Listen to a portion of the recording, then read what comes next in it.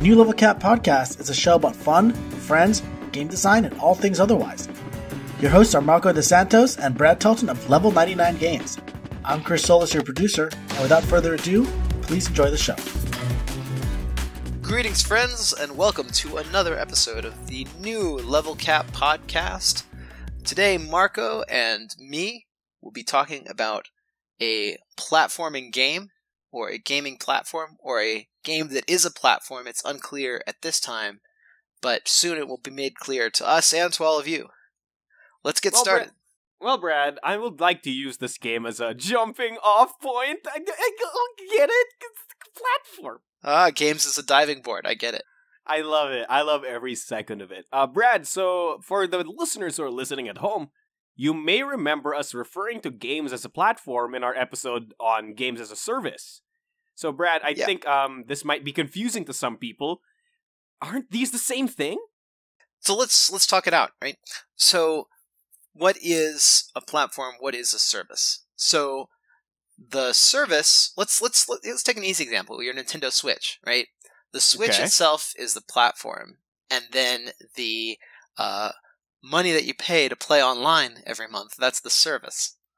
I see. So a platform, you could say, is something you can use to build a service, or something that serves as the foundation of a service or of a series. Yeah, of a series or of a bunch of games. When you pick up Nintendo Switch, you know how to use the controls. You already know how to install the game cards. There's a certain expected running capacity of the platform. So we know how it works. But not just a piece of hardware can be a platform. A game can be a platform too. And I'll give you a few examples. When you pick up the latest Pokemon game, you innately know how to play it already. You don't have to be taught how to play Pokemon again and again because it's already ingrained in us. We understand that platform. The game of Pokemon is already fully installed into our human operating system. And so when we pick up a copy of this, or Assassin's Creed, or Call of Duty, or the latest Magic the Gathering series, or even my own favorite Atelier series games, we kind of inherently already know what's coming. The game is the platform.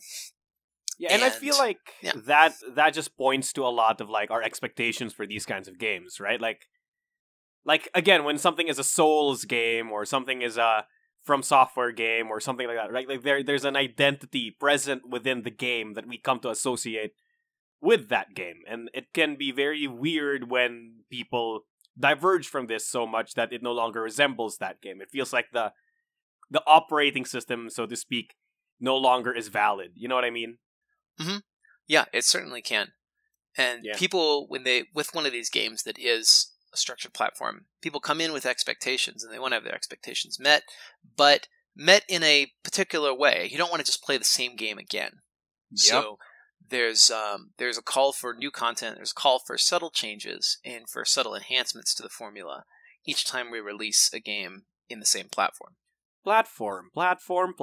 Brad, how about some of our games? Can we give our games as an example? I'd like to posit that BattleCON is this. Yeah, BattleCON, Exceed, Pixel Tactics, any game that where the engine lives between multiple games. We build this engine and then we use this engine to create multiple games that are of the same cast but ultimately have different content. And so that this is certainly something that we do at Level 99 Games as well. Yeah, that's definitely true. I mean, the subtitle for these games just says everything, right? Exceed fighting card game system, right? And then there's like Battle Connection fighting system. That said, we just like using subtitles. Argent the Consortium is not a platform. There's only one game. So is Imperial Spells and Steam. Oh my gosh, we use too many subtitles. How about Imperial? Just Imperial. I didn't want people to get confused with it being a game about empires. That's true. See, then this is why you should have named it Trains! But then people would get confused with the game that's actually named Trains by AEG. Alright, so moving on. How is this different from games as a service? Well, a game has to be a platform before it can be a service. If you can't extend... So we talked a lot about games as a service in our last episode, and if you enjoy this conversation, you should definitely check that one out. But Games as a service would be things like our BattleCON Online, which is updated constantly, or World of Warcraft, or some of the other online games that are continually delivering new content, or at least delivering new matchups, opportunities for players to experience the game. So a lot of our MOBAs fall into this category too. Yes, that's true, but for all of these games to become services in the first place, they have to be platforms. They have to be things that you can build upon, things that you can extend. Because again, a MOBA that you can't add new characters to is not going to be a service that anybody wants to partake in, right? What's going to be the service? Yeah, exactly. And really, any game that you can look at and say, that seems like a lifestyle game to me, is going to be a platform or a service or both. That's really the easy rule of thumb categorization. There's very few people that continuously play Kingdom Hearts throughout the years, but there's a lot of people that play Pokemon again every year, or that play World of Warcraft regularly, or that play the new season of Magic every time it comes out, or that are, diehard Outlier fans. Not that we know any of those. Gee, I wonder if there's somebody in this call right now who chooses to play Atelier instead of the Spider-Man game that I know they would love if they actually played it. I am playing Spider-Man. I'm enjoying it quite a bit. Aw, thank you. Finally, a recommendation. Yeah, it's a good recommendation. Oh my gosh. So, I do feel like it's very important that the listeners understand this, right? Like, games as a service and games as a platform are very, very, very interconnected because one of them is a prerequisite for the other. So it might be a bit confusing, but just remember that if a game is already a service, it has to have been a platform to begin with. Yeah, and a lot of people who may not like service-type games do really enjoy these platform-style games because there is something that's really... it feels good to come home to a game that you understand how to play. When you turn on Pokemon, there's this sense of nostalgia, and it's not about it's a weird mix. It's not just about the past, but it's about the way you felt in the past and the way you anticipate feeling in the future. And this game that consistently delivers the feeling that you expect will fulfill that need. Yeah, so I mean, there's a definite place for these games. For sure. I mean, at the end of the day, right, like, it's always, like, I guess Pokemon is the ultimate example, and I can't believe I didn't think about this when we were doing this in, like, the drafting phase, but, like, the experience of seeing the 3 new starters and having to pick which one of the 3 new starters you'll pick is, like, it just brings back that moment where you play your first Pokemon game and you see your first starter and you pick it, right? Like, the ultimate question, were you a Bulbasaur main, a Charmander main, or a Squirtle main? The fact that we can still say that in 2019, and when did this game come out? Like 1990 something? Yeah, it was 93 or 95, somewhere in that era. Like the fact that we can still say we're a Bulbasaur or a Charmander or a Squirtle main is pretty incredible. Yeah, that just speaks to how well Nintendo's curated this platform. And it does require curation. You have to continuously maintain. And if the players who are playing, Sun and Moon today, is it still Sun and Moon? Am I a generation back? You're now a generation back because now it's Ultra Sun and Ultra Moon. Okay, the players playing Ultra Sun and Ultra Moon right now. If they were to go back and play Red and Blue, they would know how to play those games, but they would find them rather unsophisticated. Not just graphically, but in terms of the mechanics too. But those of us who started with Red and Blue, going forward and playing Ultra Sun and Ultra Moon, it's hard for us to understand, to see the difference. You look at the game, and you're like, oh, there's a few small improvements here. But the system, the platform really has been curated and maintained and improved constantly throughout the years. Yeah, for sure. I mean, like, there's going to be so much... Like, if I had to list down the differences between first gen and current gen Pokemon, I mean, it's a laundry list. There's at least 30 of them, right? Like, there's at least 30 actual system-wide gameplay changes. Yeah, and that's the kind of thing you can't do in one game. Your first game can't be Ultra Sun and Ultra Moon. Yeah, for sure. It's something you have to build over 2 decades. Or 3 decades at this point. Is this, like, this is a conversation that I just came to mind, but, like, is this, like, the reason why, like, gameplay creep or, like, complexity creep happens? It's because people... like there's a common zeitgeist of like ingrained capabilities within your player masses that you can just expect, that you can keep adding more stuff on top without having to worry about it being accessible? Well, there is, and there's sort of an unwritten expectation. You can't stray too far from the formula, or you get a different game. But if you don't stray far enough, players are going to look at the game and say, "Oh, it's just this game again." Like Mega Man 2 was pretty revolutionary, but 3, 4, 5, and 6 are generally regarded as being pretty formulaic. And why is that? It's because they took the formula that was invented in 2, and they didn't really innovate too much. They took a couple safe steps. But if you look at Mega Man 11, that's a game that's really innovative compared to 6. If you compare like 11 to 9 and 10, and then you compare 6 to 4 and 5, you'll see that 11 took huge leaps to make the gameplay better, whereas Mega Man 6 took very small, safe steps to make a very minimal product. I think, like, when you start saying, like, oh, it makes the series feel fresh, right? Like, that sentiment is probably the hallmark of, like, a good, quote-unquote, entry into the series. Yeah, but it still feels like a Mega Man game. And I think that's the important thing, is that when players play it, they feel the way they expect to feel playing a Mega Man game, and yet we also discover. So it's a hard line to walk, and it's even, I would say, harder than making a new game from scratch, because we have built-in expectations from the audience. With a new game, we could make anything, and people would accept it for what it is. But when you're building onto a platform, you have to respect that nostalgia for the original audience, and you have to innovate. And very often, the audience will be resistant to the innovations that you're trying to introduce. And so it's important to balance that. For sure. And maybe this is like the reason why I feel so offended at the Final Fantasy VII Remake game. Because that's not the Final Fantasy VII I'm expecting, right? Because I wanted a turn-based RPG, and instead they gave me Kingdom Hearts. So they're changing. I didn't realize they were changing the whole combat system. Brad, yes! I don't keep up with it. The combat system is now Crisis Core / Final Fantasy 15. Oh, man. So, yeah, I can just hold X and fly at enemies across the stage.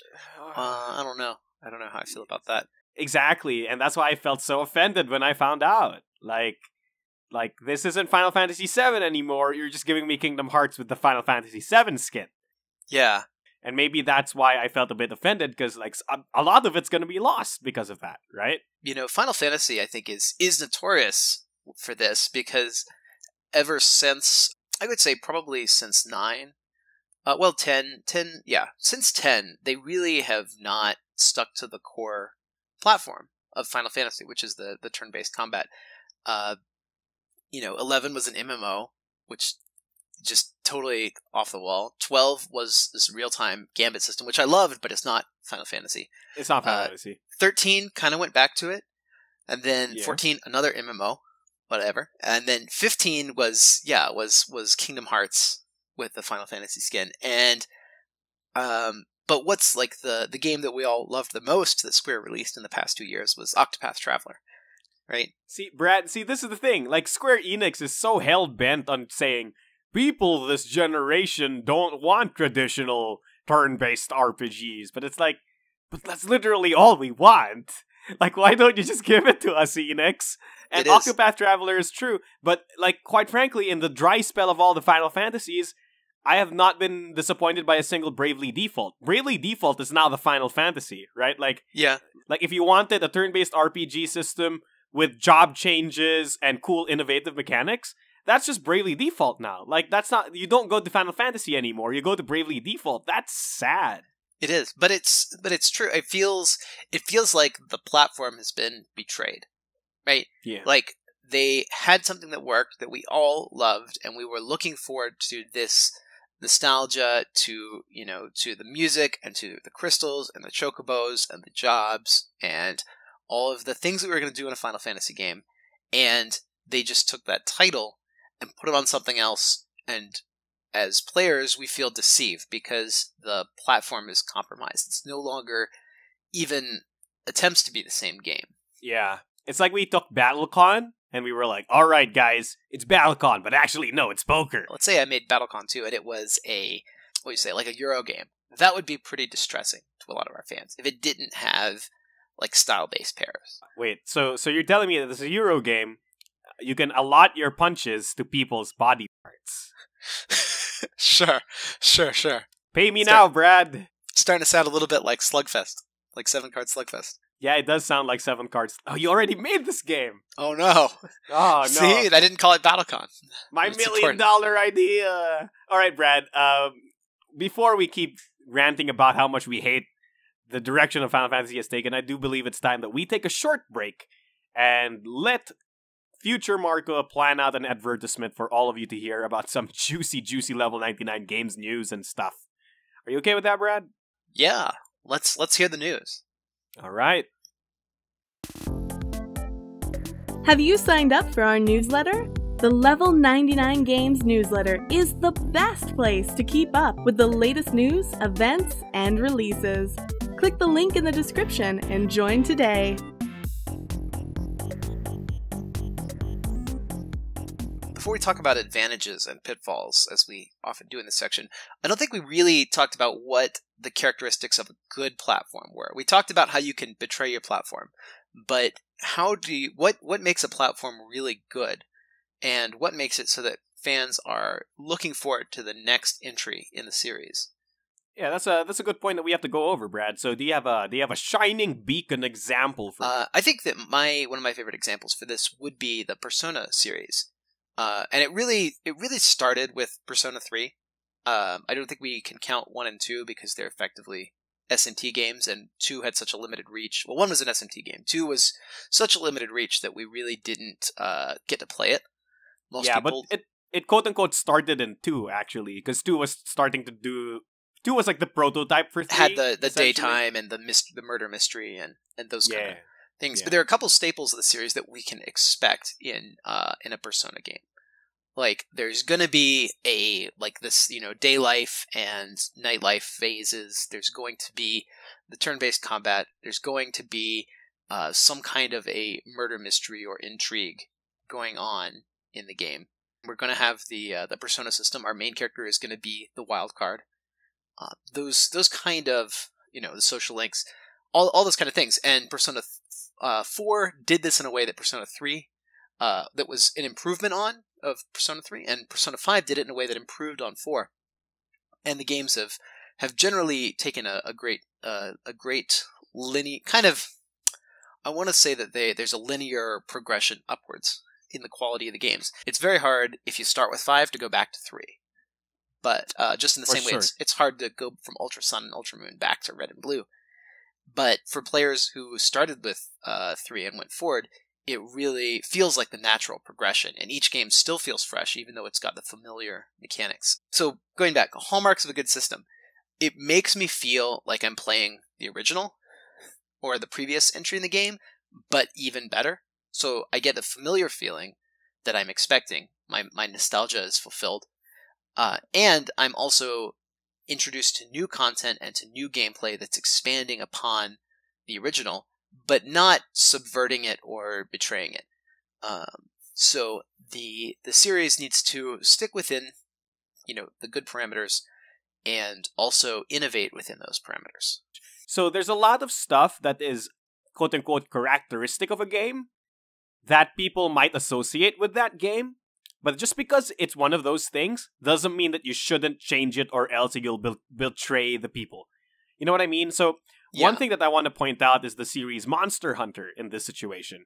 So in Monster Hunter, like the earlier ones, collecting materials used to be such an endeavor, right? Your character would approach a thing, you press the button, they'd get into this stance, and they'd do like a 3-second gathering animation, and then you'd get the thing, right?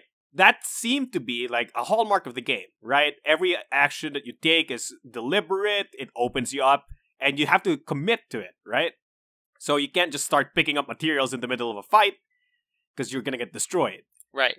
However, as they progress, it's becoming more and more noticed that the animations get faster and faster and faster until we reach the natural progression, which is Monster Hunter World, where there's no animation to even speak of. You literally just pass by things and you pick them up. Your assistant picks them up, presumably. For sure. And that's one thing I want to point out here, is that this is a thing that was thought of to be indicative of the series, but over time we realized this is just hampering the gameplay experience as a whole, and we need to improve on it, you know? Yeah, and I don't think it's any one thing. It's a lot of things together. If you just, you can change really anything. Like with, in Pokemon when they added the IV training and such, people were like, oh well, if we can just make our IVs whatever, what's the point of breeding anymore? But it's just a different system. You don't have to be beholden to things that are indicative of your series, especially if you feel like changing them will make the game better for everyone. Yeah, and I think that it can be dangerous to hold too close. But let's talk about we can talk further about that when we get to pitfalls. But let's talk about advantages. Right? All right, advantages. Brad, what's the good thing about making a good platform for your game? Well, a good platform can generate a lot of games over a long time with less work on the system level. So when you don't have to do a lot of work on the system level, you can really focus more heavily on the refinements at the top level. You can make a game prettier, you can make more content, you can make more adventures for players to go on. And take, for example, a great platform is Dungeons & Dragons. It takes them years to make a new edition of Dungeons & Dragons, but once they make it, they can turn out source books super quick. Because a good platform, a good system, will do half the work for you and let you focus on the exciting bits of content and gameplay and mechanics. Or top-level mechanics, rather. Yeah. And the underlying mechanics take care of themselves. So it's a lot faster for us to make, say, the next Exceed game than it was to make the first Exceed game. Even though the first one is not the best one by far, it took the most work to produce. And so having a platform that players can come back to, it's good for the developer because it lets us focus on the higher-level player experience and not the low-level systems. For players, that's positive too, right? That means that they're getting a better overall experience when they play the second and third and fourth game. And more than that, right? Like we were talking about this like literally throughout the entire podcast. We were talking about how it feels like home. Yeah, it feels familiar. It feels familiar, but there's still a discovery to it. When I can come back to a game that's already, we would say, like installed on my OS and on my human OS. We're all just fleshy AI if you think about it. Well, coming back to what's something that I have installed is it feels right, but I can also still learn more and discover more, and that's a good feeling. Yeah. So it definitely does feel like home. Pitfalls. What we were talking about, further, what we were going through that in order to get to this.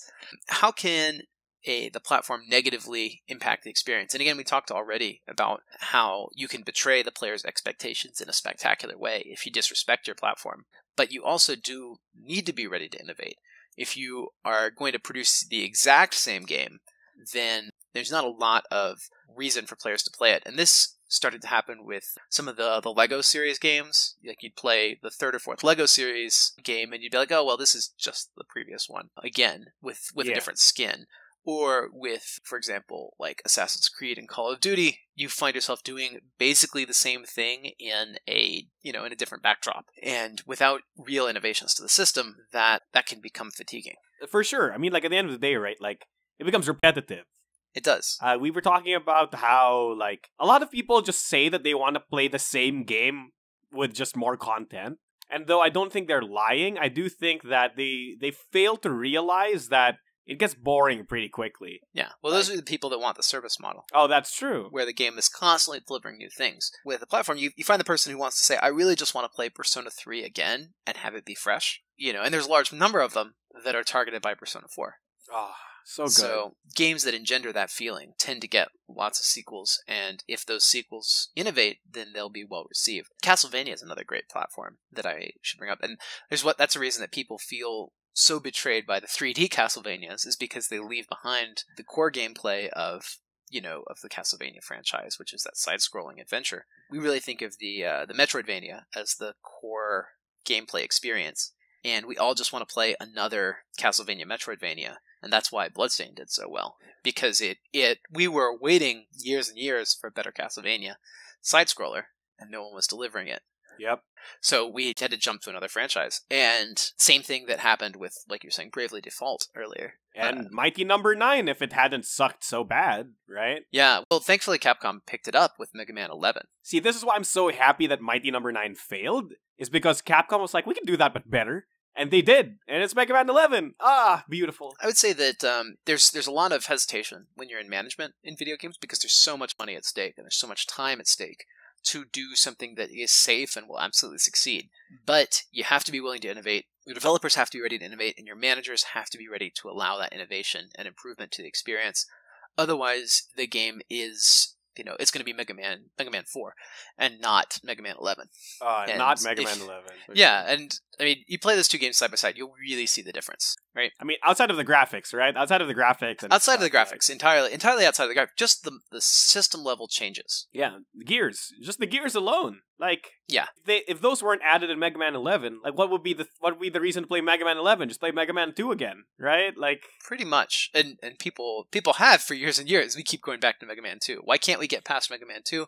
It's because, there wasn't anything that kept that promise in a new and unique way. Which is why at the end of the day, like, I feel like that's the biggest trap you can fall into. You either because you're too scared to change or you're too lazy to, that you just choose to not innovate anymore. Mm.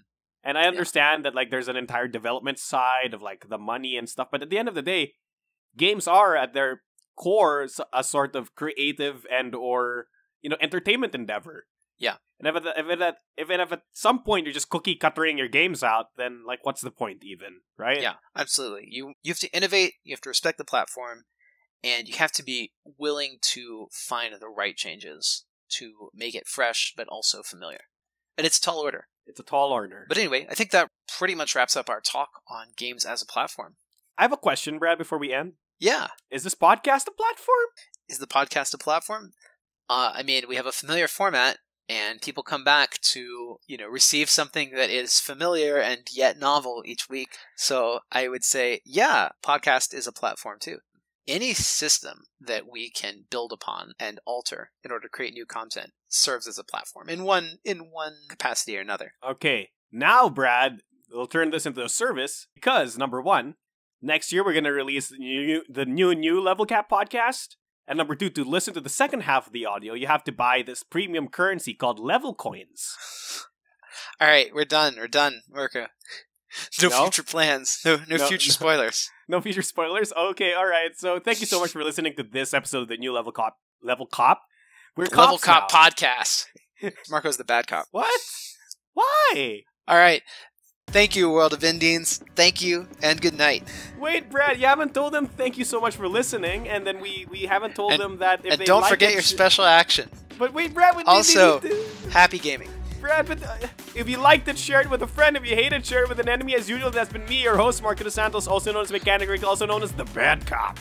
And with me has been my wonderful co-host, also the Good Cop, Brad Talton. And again, don't forget your special action. Thank you, World of Indians. Thank you, and good night. Good night. The new Level Cap podcast is produced by Level 99 Games. Join us next Wednesday for more design talk and shenanigans. Thank you for listening.